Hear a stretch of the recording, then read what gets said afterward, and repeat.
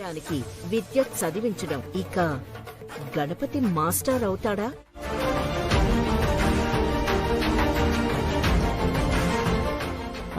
విద్య, పాప మా అమ్మ బయట పడుకునుంది. ఎప్పుడు ఆవిడ అలా పడుకోలేదు. నిద్ర పడుతుందో లేదో. అత్తయ్య గారి గురించి అంతగా ఆలోచించాల్సిన అవసరం లేదు. తోడుగా బాబాయ్ గారు ఉన్నారు కదా, మీరు చదవండి.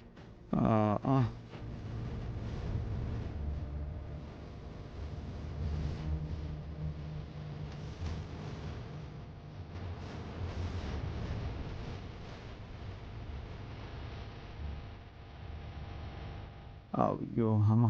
విద్య, అమ్మ చలికి తట్టుకోలేదు. లోపలికి తీసుకొస్తావా?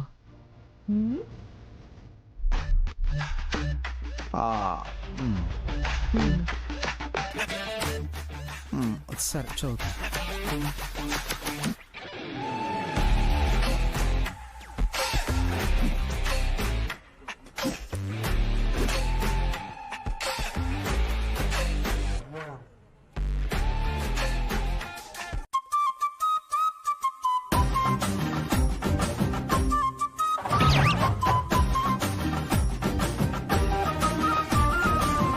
బాగా చదవాలి, చదివింది వంట పట్టాలి అంటే పక్కన ప్రపంచం ఏమైపోతున్నా చూపు పుస్తకంలోంచి పక్కకి పోకూడదు.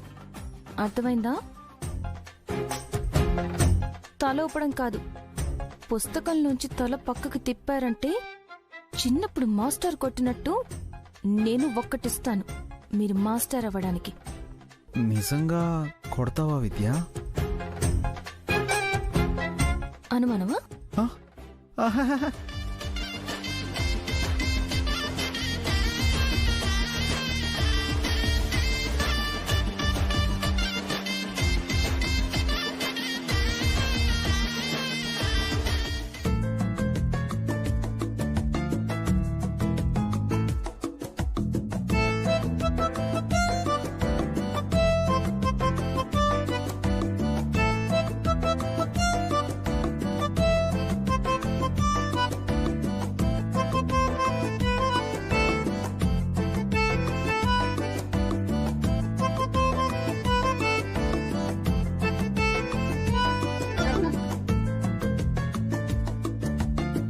ఆగండి ఆగండి ఆగండి, ఏది చదివింది ఒకసారి అప్పచెప్పండి.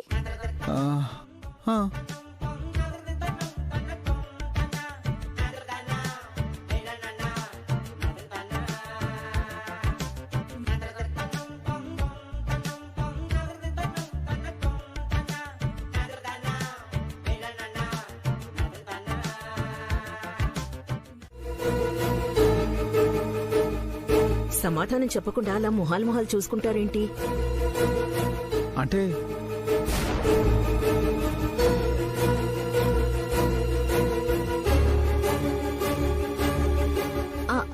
అంటే అత్తయ్య నాతో పాటు ఆయన కూడా చదువుతున్నారు.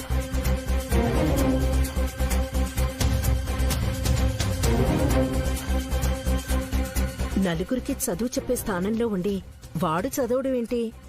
అదే ఆ చదువు చెప్పడానికి.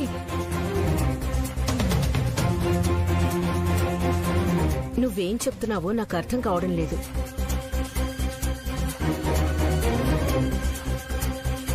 స్కూల్లో పిల్లలకి పాఠాలు చెప్తే వచ్చే జీతం సరిపోవట్లేదు కదా అని బీఈడీ స్టూడెంట్స్ కి ప్రైవేట్ గా ట్యూషన్స్ చెప్దామని వాళ్ళకి చెప్పడం కోసం ఇటు నన్ను చదివిస్తూ ఆయన బుక్స్ ఆయన కూడా చదువుకుంటున్నారు. మా నాయనే నా బిడ్డవనిపించుకున్నావురా. ఎప్పుడు మాస్టర్గా 10 మందికి పాఠాలు చెప్పాలి అన్న ఆలోచన తప్ప వీడికి మరో ఆలోచన ఉండదు. సరే త్వరగా రండి, టిఫిన్ చేసి బయలుదేరుదురు గాని.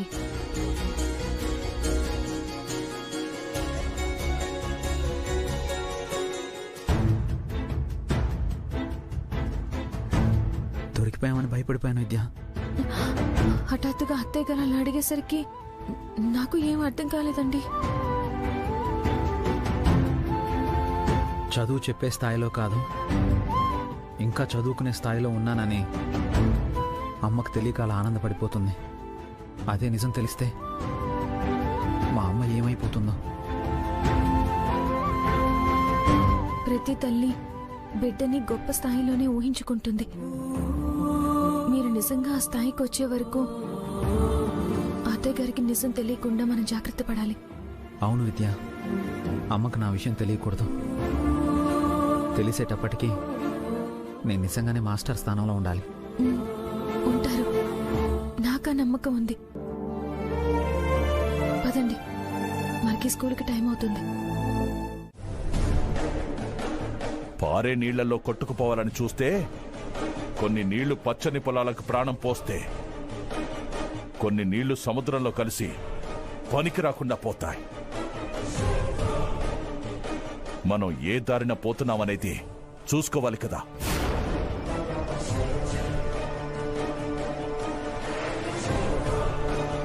మురళి, ఆవేశం తప్ప ఆలోచన లేని నీ భార్యకి నువ్వైనా అర్థమయ్యేలా చెప్పు. మనం బ్రతికితే చాలనుకోవడానికి, మనతో నలుగురు బ్రతకాలనుకోవడానికి చాలా తేడా ఉంది. మనిషి ఎలా ఉండాలి, ఎలా బ్రతకాలి అనేది విద్యను చూసి నేర్చుకోండి.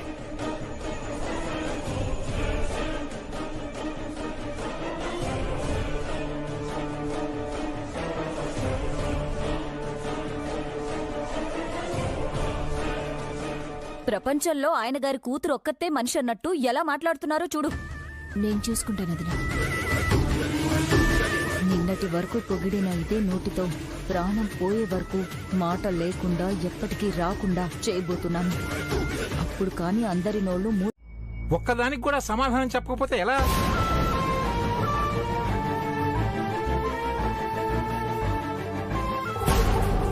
అడిగిన దానికి సమాధానం చెప్పమే. చెప్పింది బుర్రకెక్కుతుందా లేదా?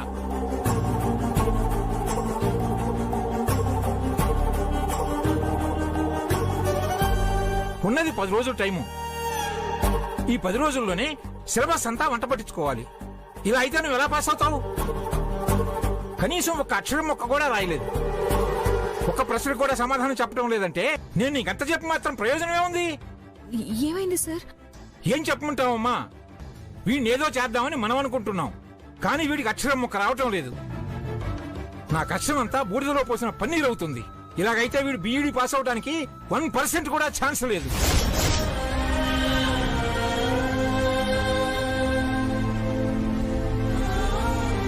వీడు చదువుతాను అన్న మాట నేను నమ్మలేదమ్మా.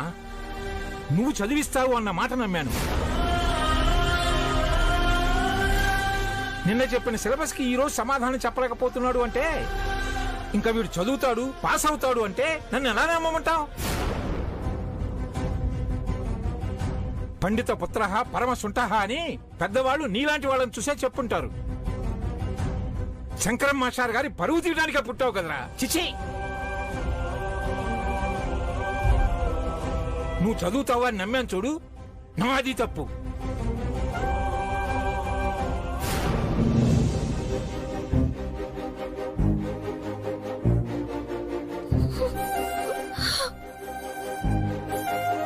విద్య,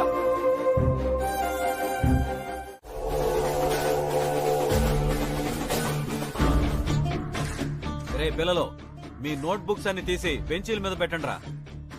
త్వరగా అందులో మీరు రాసేసిన పనికిరాని పేజెస్ అన్ని చించండి.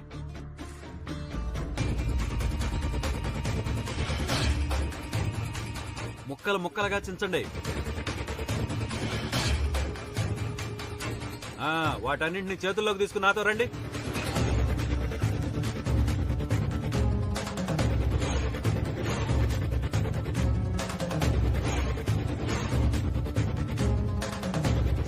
ఆగండి ఆగండి. రేయ్ పిల్లలు, మీ చేతుల్లో కాగితాలు ఎంత బలంగా పైకిసరాలంటే కింద నుంచి చూస్తే ఆకాశం, పైనుంచి చూస్తే నేల కనిపించకూడదు. అలా పరుచుకోవాలి.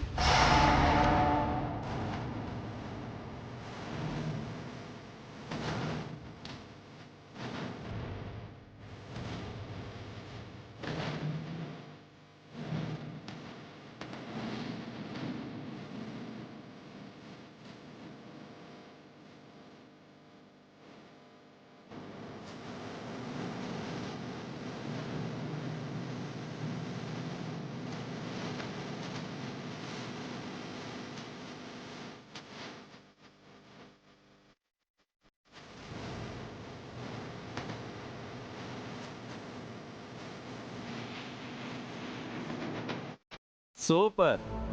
మాస్టారు ఏం చేస్తున్నారు? క్లాస్ రూమ్లో పాఠాలు ఏం చెప్తాంలే అని బయట చెప్తున్నా. మీరు విసరండ్రా.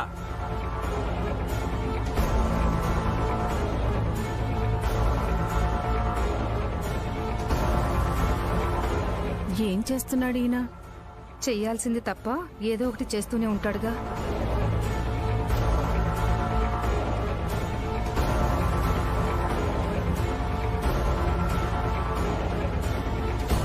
క్లాసులు జరుగుతున్న టైంలో పిల్లలు కాల్ చేస్తున్నారేంటి?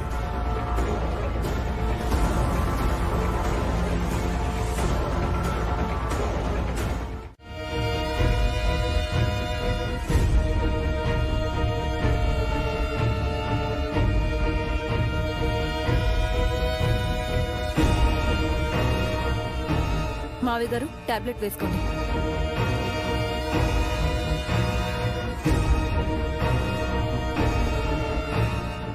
ఆస్తి చేతికి రాగానే మర్యాదలు మారిపోయాయి కదమ్మా. చేతికి ఇవ్వకుండా పక్కన పెట్టిన విషయం ఇంకా గుర్తు పెట్టుకున్నారా? ఆస్తి వచ్చినా రాకపోయినా నేను నాలాగే ఉంటాను. ఆ రోజేదో అలా జరిగిపోయింది. నన్ను అపార్థం చేసుకోకండి.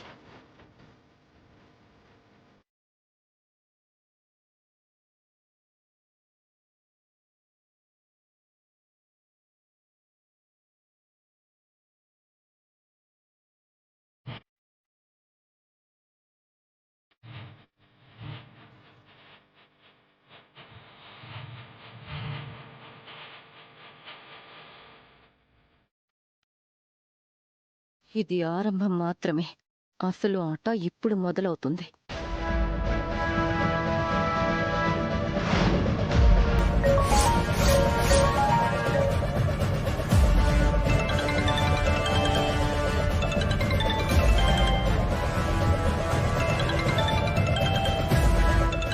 నాన్న,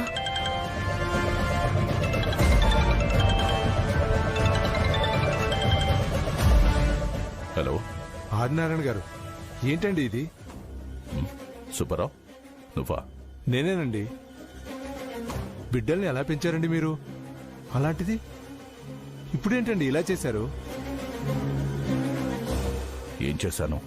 మీ పెద్ద కూతురు విద్యని ఇలాంటి పరిస్థితుల్లో చూస్తుంటే చాలా బాధగా ఉంది. విద్యకేమైంది? ఏమైందంటారేంటండి? మీకు తెలియకుండానే ఇలా జరుగుతుందా? మీ కూతురు వచ్చి స్కూల్లో స్వీపర్గా పనిచేయడం ఏంటండి?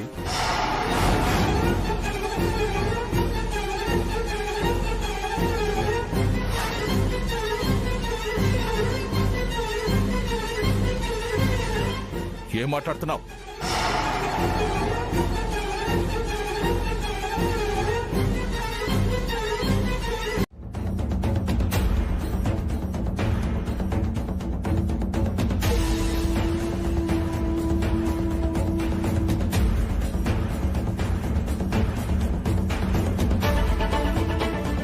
మీ కూతురు వచ్చి స్కూల్లో స్వీపర్గా పనిచేయడం ఏంటండి? నేను మోయలేని బరువు బాధ్యతల్ని నాపై పెట్టారు. అవి నేను మోయలేకపోతున్నాను నాన్న. ఇంటి మనిషి చేతుల్లో ఉండాల్సిన పెత్తనం పరాయిదాన్ని నా చేతిలో ఉండడం ఎంతవరకు కరెక్ట్ నాన్న?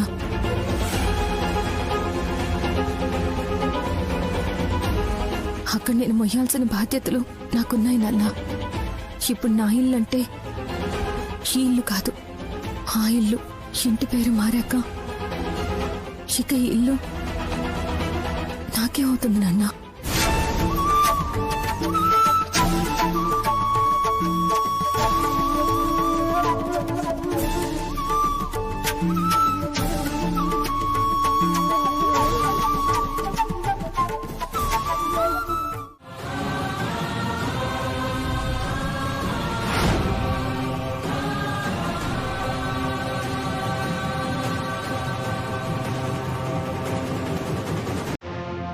మనం ఎందుకు అలా చేస్తాం?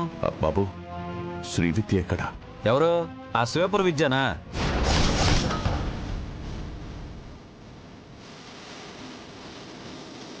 అదిగో అక్కడుంది.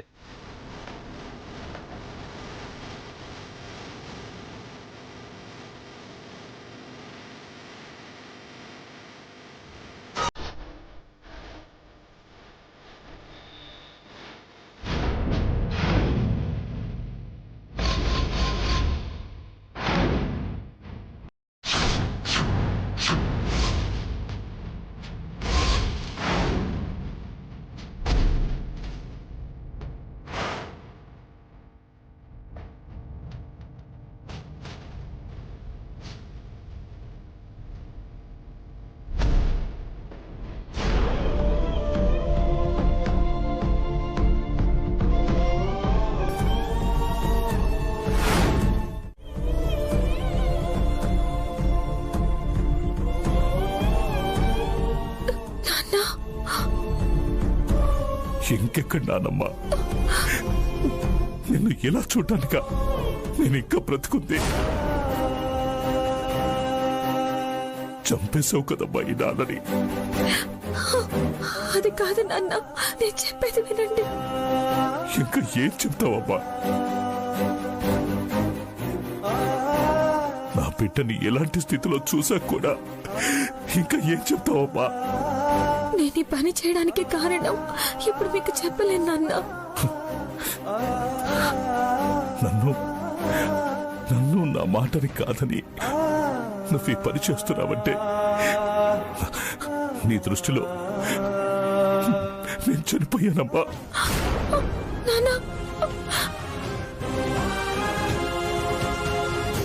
తల పగిలిపోతుంది అమ్మా, నరాలు చెట్లిపోతున్నాయి. నాన్న, మీ మాట కాదని నేను ఈ పని చేయడం లేదు. నేను చెప్పేది వినండి, నా పరిస్థితి అర్థం చేసుకోండి నాన్న. నిన్నెలా చూసిన క్షణమే మీ నాన్న చచ్చిపోయాడమ్మా. ఓ తండ్రిగా నీకోసం నేను చేయాల్సింది చేసినా నా మాట కాదని నన్నేమి నీ కానివాణ్ణి చేశావు.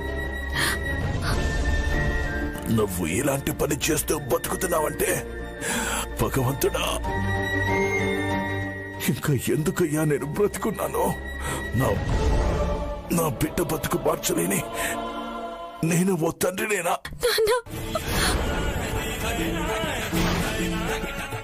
విద్య మీ ఇంటి నుంచి మా ఇంటికి వచ్చింది. అలాంటప్పుడు తన గురించి మాకంటే మీకే బాగా తెలియాలి. తెలుసు కాబట్టే వాళ్ళు మాట్లాడుతున్నారు. మధ్యలో నువ్వు మాట్లాడకు మావా. రే సుబ్బో, వదినంటే తల్లి తర్వాత తల్లి లాంటిది. వాళ్ళలా మాట్లాడుతుంటే మాట్లాడాల్సింది నేను కాదు, నువ్వు. ఎవరు ఏం మాట్లాడాల్సిన అవసరం లేదు. ముందు నువ్వు ఇక్కడి నుంచి వెళ్ళిపో. ఇంకా నువ్వు ఇక్కడే ఉంటే నాన్న మాకు దక్కడేమో అని భయం వేస్తుంది. వెళ్ళిపో, ఇక్కడి నుంచి వెళ్ళిపో.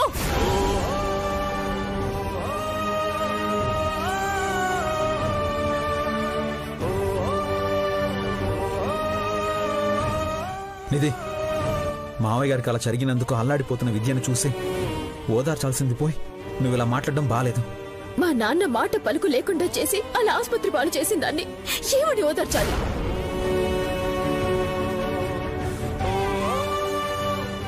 నిధి, ఓసారి విద్య మొహం చూడండమ్మా.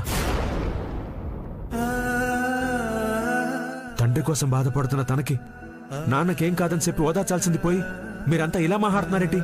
అదంతా నటన. తనే మా నాన్నని ఇలా చేసింది. నిజంగా మీ నాన్న నువ్వు బాగుండాలని కోరుకున్న దానివే అయితే వెళ్ళిపో, బయటికి వెళ్ళిపో. ఇక్కడి నుంచే కాదు, మా జీవితాల్లో నుంచి బయటికి వెళ్ళిపో.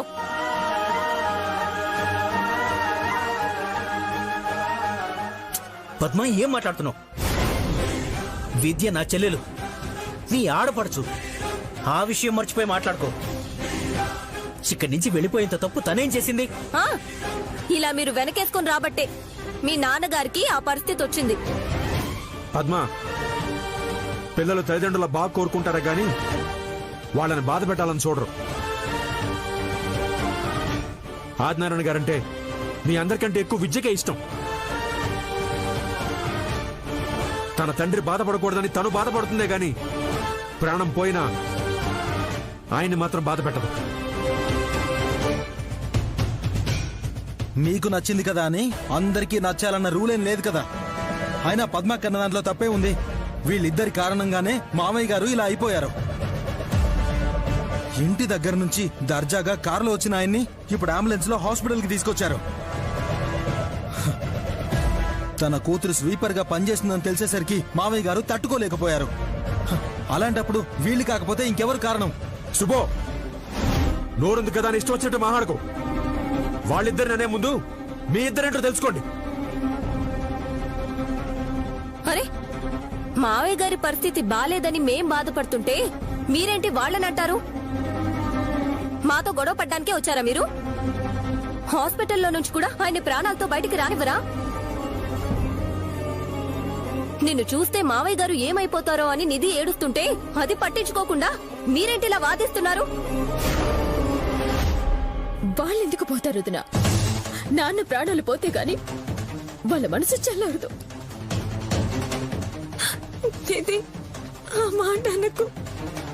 నిజంగా నీకు నాన్న బాగుండాలి అనుంటే ఇక్కడి నుంచి వెళ్ళిపో.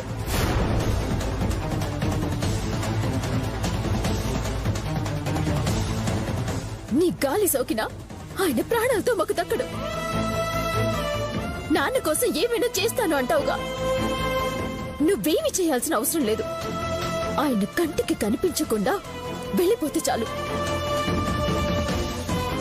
నీకు దండం పెడతాను, ఇక్కడి నుంచి వెళ్ళిపో. ఆయన ప్రాణాలకే ప్రమాదం అంటుంటే అర్థం కావట్లేదా నీకు? ఇంకా ఇక్కడే నిలబడతారే?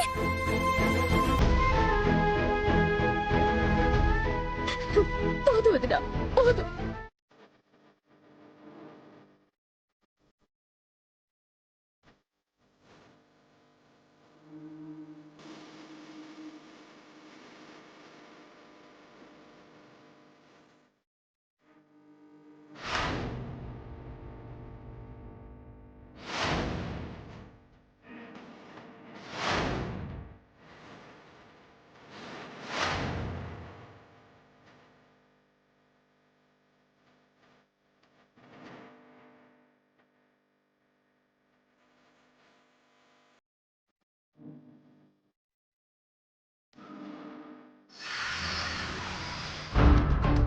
నానా నానా నానా, ఒక నిమిషం, నేను మళ్ళీ చేస్తాను.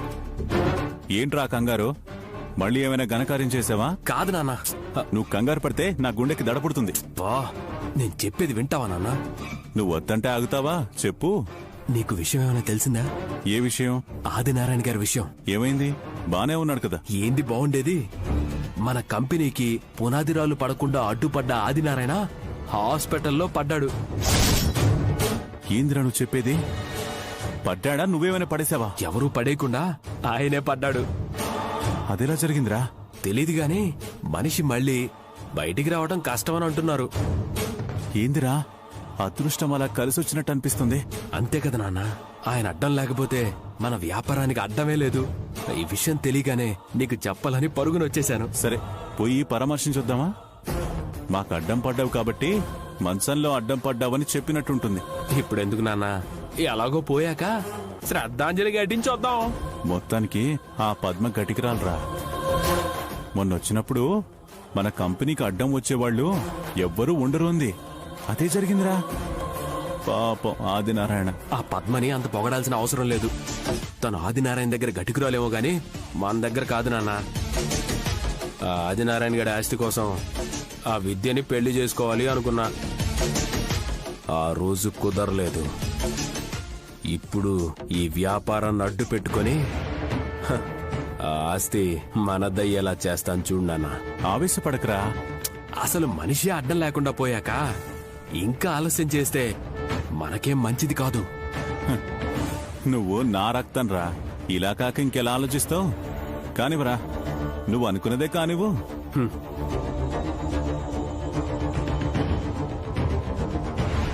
అయ్యో తల్లి, మీ నాన్నకి బాలేదు అనగానే ఇలా అయిపోయావింటమ్మా?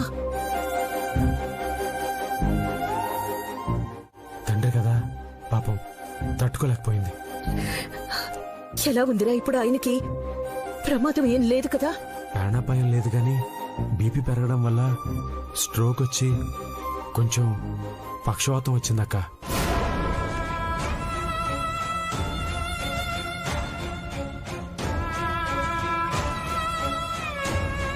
అయ్యో భగవంతుడా, ఆ ఇంటి పెద్ద దిక్కు ఆయనకు అలాంటి కష్టం వచ్చిందేంట్రా? అమ్మ విద్య, ఆయనకేం కాదమ్మా. త్వరలోనే కోలుకుంటారు. నువ్వు బాధపడకమ్మా, నువ్వు బాధపడుకో. నాన్న అలా అయిపోవడానికి కారణం నేనే అత్తయ్య.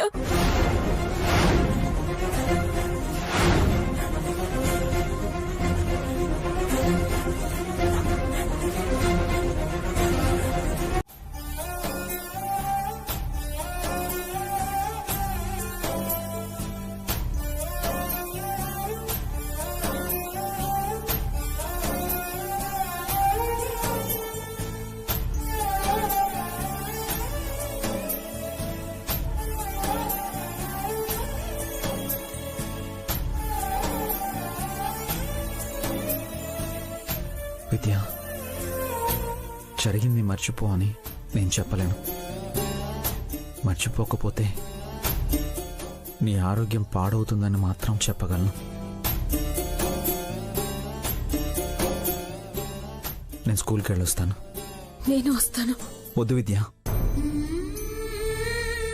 ఇప్పుడు నువ్వు ఉన్న పరిస్థితుల్లో స్కూల్కి వద్దు, ఇంట్లోనే ఉండు. ఉండలేనండి. విద్య, ఇప్పటిదాకా జరిగింది చాలు. ఇంతకన్నా జరగడానికి ఇంకేం మిగిలిందని? కన్న తండ్రి నన్ను చూసి నా కళ్ళ ముందే కుప్పకూలిపోయినప్పుడు, నా కారణంగా మంచం పాలైనప్పుడు, నా తోడబుట్టింది నన్ను చూస్తేనే నాన్న ప్రాణం పోతుంది అన్నప్పుడు, అప్పుడే నా ప్రాణం పోయింది. విద్య, దయచేసి అలా మాట్లాడకు. తెలిసి తెలియక తనేదో అంది, ఆ మాటలు పట్టించుకుంటే ఎలా? మాట గుచ్చుకున్న తర్వాత తెలుసన్నా తెలియకన్నా ఒక్కటేనండి. నా బాధ మన బ్రతుకుల్ని మార్చలేదు, కానీ మీ చదువు మన కుటుంబ భవిష్యత్తుని మారుస్తుంది.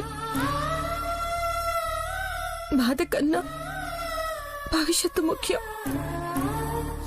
అందుకు అడుగు ముందుకు వెయ్యాలని నా బాధని పక్కన పెట్టి మీతో అడుగు ముందుకేస్తాను.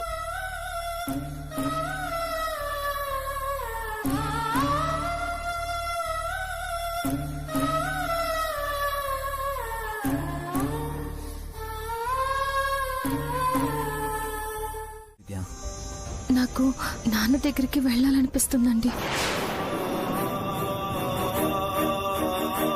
నాన్న అలా అయిపోవడానికి కారణమైనందుకు ఆయన కాళ్ల మీద పడి క్షమాపణ అడగాలి. విద్య, ఆ రోజు జరిగింది మర్చిపోయావా? మళ్ళీ అక్కడికి వెళ్తే అవమానిస్తారు, అంతేగా. అవమానానికి భయపడి నాన్నకి దూరంగా ఉండిపోమంటారా? చచ్చా, అలాని కాదు విద్య. మాటలన్నీ మనుషుల కోసం నాన్నని దూరం చేసుకోలేను. నాన్నకి నాకు మధ్య మాటలతో గోడ కట్టాలని చూస్తున్నారు. నాన్న మీద నాకున్న ప్రేమ ముందు వాళ్ళన్ని మాటలు చాలా చిన్నవి. నాకు నాన్నని చూడాలని ఉంది. నన్ను తీసుకెళ్ళండి. సరే, నువ్వు అంతగా అడుగుతున్నప్పుడు మీ నాన్న మీద నీకున్న ప్రేమకి నేను అడ్డుగా నిలబడలేను. పద.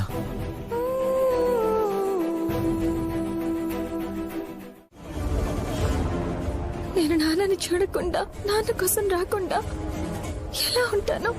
రాకూడదు, అందుకే ఏ సంబంధం ఉండకూడదు అంటున్నాను. నిధి, సుబ్బు, మీరాగండి. సంబంధం లేదు లేదు అంటే ఉన్న సంబంధాన్ని ఎలా తెంచుకోవాలి అని వాళ్ళకు అర్థమయ్యేలా వివరంగా చెప్పండి. మాకు వాళ్ళకి కలిపి మమ్మల్ని కలపటానికున్నది ఆ ఇల్లేగా. బావా, అక్క నీకోసం చాలా వదులుకుంది. నువ్వు మా అక్క కోసం ఒక్కటి చేయాలి. అదేలే, మా అక్క మా నాన్న కాళ్ల మీద పడి క్షమాపణ చెప్పటానికి భర్తగా మీరు సాయం చేయాలి కదా. ఏం చేయాలి? ఆ ఇంటి మీద మీకున్న హక్కుని వదులుకోవాలి.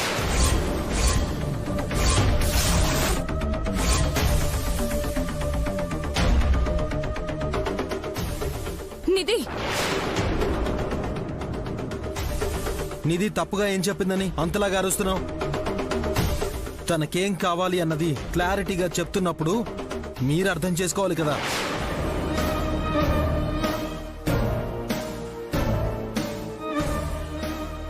అయినా అప్పుల వాళ్ళకి హామీ మీరే కదా. మీ వాటా మీరు వదులుకుంటే మిగిలింది ఏంటనేది మేం చూసుకుంటాం. రేయ్, అది మన నాన్న జ్ఞాపకం రా. ఆ ఇంటిని వదిలేయడానికే ఆ అమ్మ ఎంత అల్లాడిపోయిందో చూసావుగా. అలాంటిది ఆ ఇంటినే. అదో మైసూర్ మహారాజా ప్యాలెస్, అందులో మహారాజైన మా నాన్నగారి జ్ఞాపకాలు, అప్పులు, అప్పుల వాళ్ళ తిట్లు, బాధలు, ఏడుపులు, ఇవి తప్ప ఏమున్నాయి ఇక్కడ? అసలు అలాంటి జ్ఞాపకాలు ఉంటే ఎంత, పోతే ఎంత? శుభో,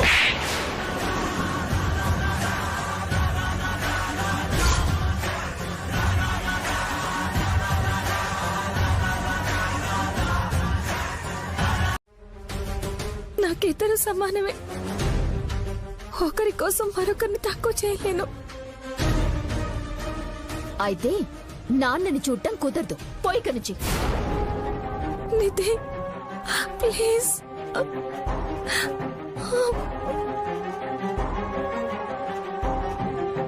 భగ్గున మండుతుంటే ఫైర్ ఇంజిన్ వచ్చినట్టు కష్టపడి వీళ్ళకి గొడవ పెడితే అది పాడు చేయడానికి సమయానికి వస్తున్నాడు. విద్య, ఏంటి ఇక్కడే నిలబడ్డారు? ఏంటి బావా, ఎంతసేపు ఎందుకు వచ్చి?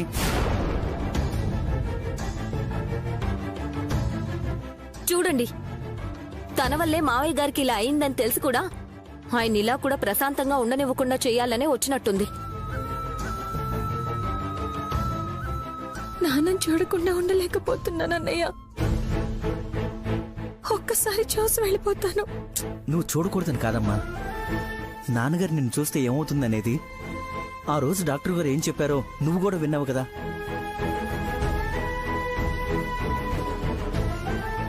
అదే అన్నయ్య నేను చెప్తున్నాను. అర్థం చేసుకోకుండా నా మీద ఎగురుతోంది. నిధి, బావగారి ముందు ఇలాగైనా మాట్లాడేది? అన్నయ్య, ఆయన ఒక్కసారి చూస్తాను. నాన్న కనిపించను. చాటుగా చూసేసి వెళ్ళిపోతాను. నన్ను నాన్నని చూడనివ్వన్నయ్య.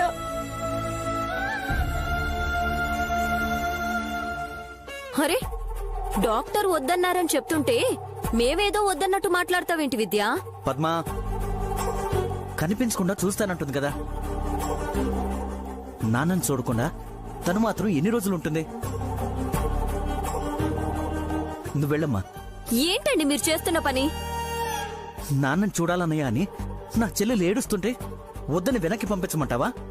విద్య, నువ్వు వెళ్ళమ్మా. రారు, ఇక ఆ ఇద్దరూ రారు. జరిగింది చూశాం కదా, ఇంకా వాళ్ళు వస్తారని ఎలా అనుకుంటున్నారు? పాపం గణపతి చాలా మంచివాడు సార్. ఆ అమ్మాయి కూడా చాలా మంచిది. ఆదినారాయణ గారి కూతురుగా దర్జాగా బతికిన అమ్మాయి భర్త కోసం స్వీపర్ పని చేయడానికి కూడా సిద్ధపడింది. అందుకేగా ఆయన హాస్పిటల్ పాలయ్యాడు. ఇలా జరిగినందుకు మీరు బాధపడుతున్నారా, ఆనందపడుతున్నారా? అర్థం కావట్లేదు మాస్టారు. ప్యూను స్వీపర్ గురించి నేను బాధపడాల్సిన అవసరం లేదు, ఆనందపడాల్సిన అవసరం అంతకన్నా లేదు.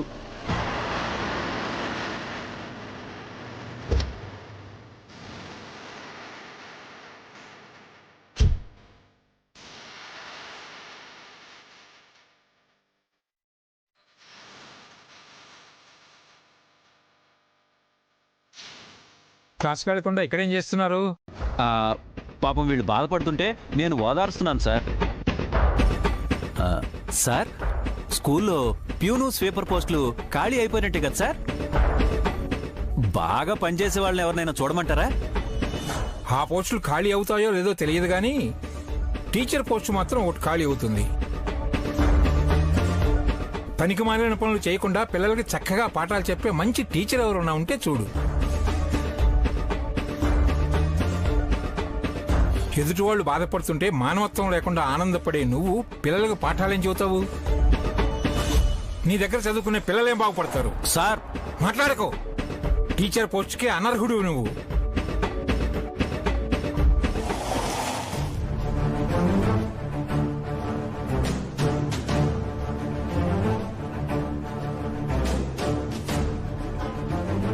మీరు కోరుకున్నట్లే ఏ పోస్టులు ఖాళీ అయ్యేలా లేవులేండి. మీరు కూడా క్లాసులకు వెళ్ళండి అమ్మా. ఓకే, సరే సార్.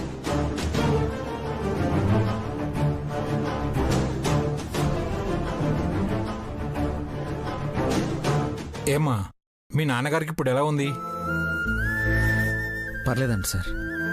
అదేంటి, మీరు వెళ్ళలేదా? వెళ్ళొచ్చాను సార్. ఇలాంటప్పుడే కదా అల్లుడు కూతురు దగ్గర ఉండాల్సింది. ఏమ్మా, ఈ పరిస్థితుల్లో నాన్నగారిని అలా ఎలా వదిలేసి వచ్చారమ్మా? ఏది జరగకూడదని ఎన్ని రోజులు కష్టపడ్డాము. ఈరోజు అదే జరిగింది.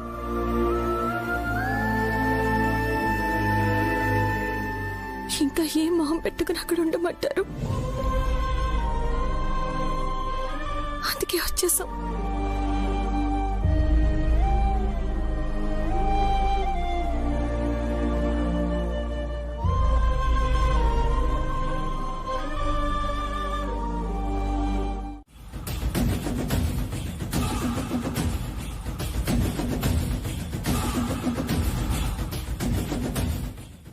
ఎవరి గురించి మీరు చెప్పేది? ఈయన అన్నగారి శంకరం మాస్టారి కొడుకు గారి గురించే చెప్తున్నాను.